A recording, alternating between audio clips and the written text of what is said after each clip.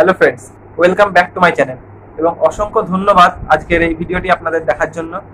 Thumbnail দেখে হয়তো আপনারা বুঝতেই পেরে গেছেন ভিডিওটি কি বিষয়ে হতে চলেছে। হ্যাঁ, আজকে ভিডিওটি আমি একটি টেরাকোটা টাইপের করার চেষ্টা করেছি। মানে মাটির আস্তরণের ওপর মাটি লাগিয়ে রবীন্দ্রনাথের মুখ টাইপের করার চেষ্টা করলাম। যাই হয়নি ভালো।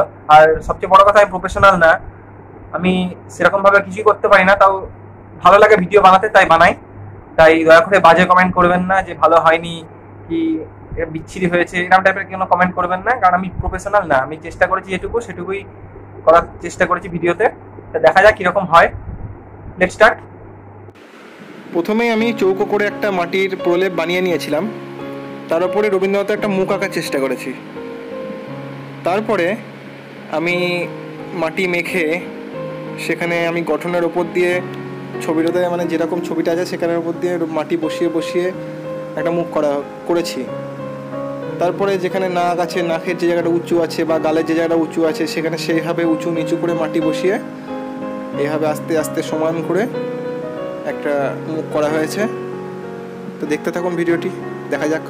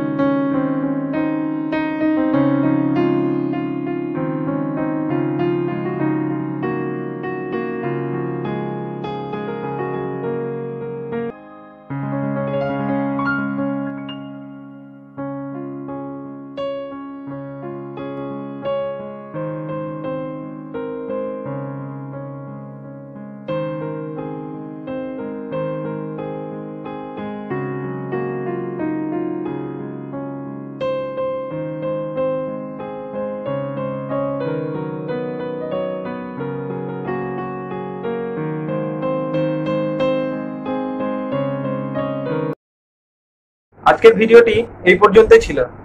তা ভিডিওটি কেমন লেগেছে অবশ্যই জানাবেন কমেন্ট বক্সে। পরের বার আরো ভালো ভিডিও করার চেষ্টা করব।